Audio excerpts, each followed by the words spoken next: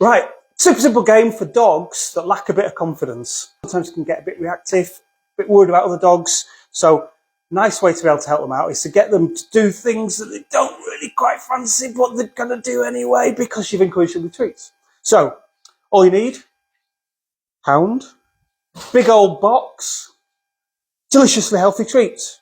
This box I've made higher with the flaps on the top there. So, showing Roscoe the treats.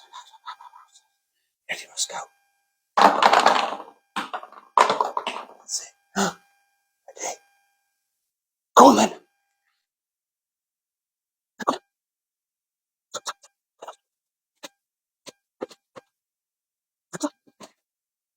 So Roscoe's not having that. So I deliberately started with the flaps up so that I could give it a good old squeeze down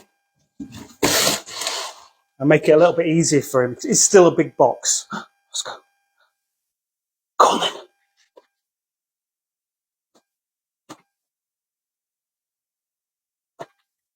So still got to mess about with the box and hear the sounds and be slightly worried about the sounds and say, you think, that's perfect. So build your confidence. So next time, I find a box that's just slightly bigger. All right, that's it. Follow football. Super simple games.